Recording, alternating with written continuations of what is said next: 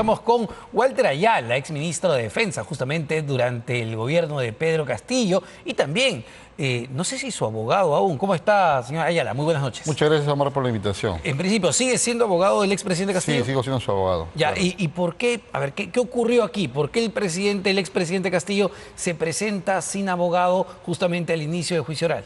Claro. Ante todo debo decir, ¿no?, de que somos varios abogados, porque el presidente Castillo tiene varios procesos, tendrá más o menos como 20 procesos de diversas, digamos, no tipificaciones. En este caso yo entiendo que el presidente Pedro Castillo se ha presentado sin abogado porque entiendo que él no tiene, digamos, confianza en este sistema de justicia.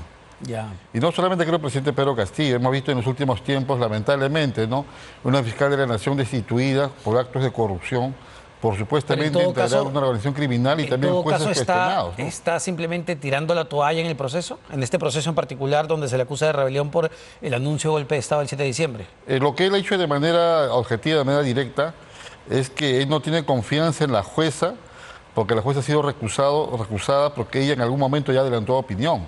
Pero vemos, ¿no?, de que ella se mantiene ahí, entonces ¿qué confianza hay? Claro, ¿no? pero él tiene el derecho, efectivamente, de recusar a la jueza, que es parte de un colegiado, como hemos podido ver, pero la recusación, entiendo, no ha procedido tanto que la jueza permanece en el colegiado. Claro, pero mira, yo tengo una cosa, Omar. Este proceso, la verdad, es muy sospechoso, por no decirlo menos. En caso de Keiko Fujimori, 8 años y ni siquiera llega a juicio. El presidente Pedro Castillo, 2 años, ya lo quieren condenar. De un proceso demasiado célere. Sí, claro, un proceso que nunca debió de llegar a esta etapa de juzgamiento. Son cosas totalmente distintas, ¿no? El Te caso pongo de Keiko ejemplo. Fujimori se le acusa al equipo especial de Vallato por lavado de activos, por supuestamente haber recibido financiamiento de campaña. El caso del expresidente Pedro Castillo, uno de los casos que tiene es por supuestamente rebelión por, insisto, el anuncio de golpe de Estado del 7 de diciembre que todos los peruanos vimos a nivel nacional o escuchamos a nivel nacional. Claro, yo te digo en la celeridad que le dan un proceso y al otro. Pero vayamos al tema de fondo. Justamente el doctor Duverly creo que mencionó, tengo acá la sentencia, una sentencia que es expedida por la misma sala que ahora está juzgando el presidente Pedro Castillo, donde el vocal ponente es justamente también el presidente de esta sala, el doctor José Neira, donde el mismo José Neira dice que para que se configure el delito de rebelión tiene que haber alzamiento en armas. Y no solamente alzamiento en armas, sino que las armas tienen que ser idóneas para poder no derrocar, ¿no?, las fuerzas públicas. Solo para poner en contexto y también entendamos, y el público entienda la dimensión de lo que está solicitando el Ministerio Público, es nada menos que 34 años de cárcel para el expresidente Pedro Castillo por, y cito textualmente, los delitos efectivamente de rebelión, abuso de autoridad y grave perturbación de la tranquilidad pública. No solo pide 34 años para el expresidente, pide 25 años, entiendo, para el expremier Aníbal Torres, la expremier Betsy Chávez y también para el exministro del Interior Willy Huerta, que creo que le pide 12 años si la memoria no me falla. Entonces, claro, podemos entrar a términos legales, pero yo le pregunto, señor Ayala, todos los peruanos fuimos testigos de que el presidente intentó dar un golpe de Estado o dio un golpe de Estado que no le salió. Mira, Omar, para poder aclarar las cosas y también que el público nos entiendan, en el Código Penal, justamente acá te tengo el código, te dejo una copia, el delito de rebelión, perdón, Omar, que está tipificado, dice, no, el que se alza en armas. Para que exista el delito de rebelión, que es por el cual están juzgando al presidente Pedro Castillo, debió de existir un levantamiento en armas. Y eso no solamente lo dice el Código Penal, que es la ley marco en este proceso penal, sino también lo dice la misma sentencia que ha expedido en el caso Antauro Humala, el doctor José Neira.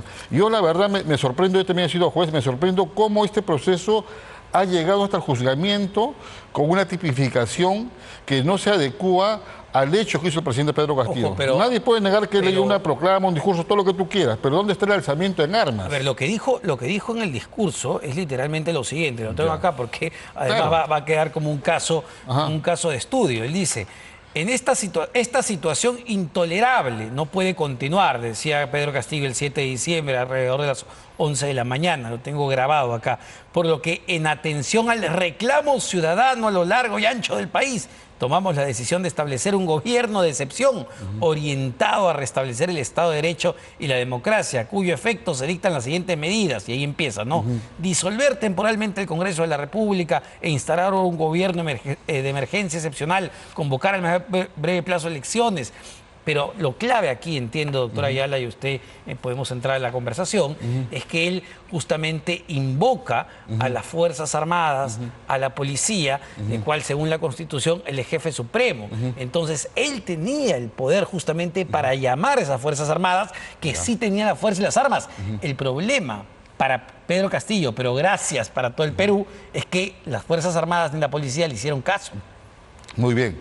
Pero ¿dónde está el levantamiento en armas? Te vuelvo a preguntar. Por eso, él hace el llamado a quienes tienen pero las armas. el delito de rebelión no dice hacer el llamado, no dice levantarse en armas de manera expresa y literal.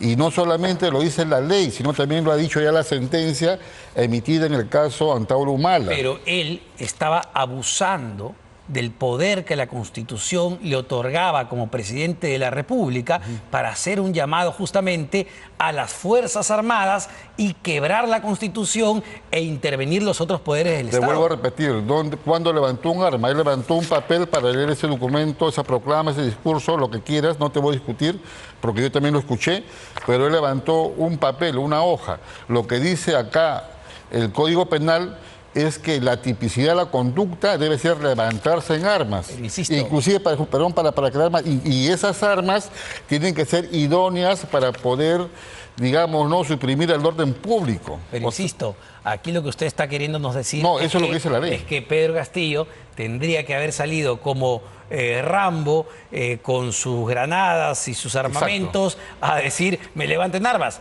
No, él tenía, perdón, solo para que quede preciso, sí. Él tenía por la Constitución justamente el jefe supremo de las Fuerzas Armadas, y él estaba pidiendo, abusando de su autoridad, pidiendo a las Fuerzas Armadas que quebranten la Constitución y que intervengan los otros poderes del Estado. Ese es el punto en cuestión. Pero yo tengo una cosa, mira, Omar, un tema así, digamos, de repente para que los entienda. Entiendo que tú no eres abogado, por eso no me estás entendiendo.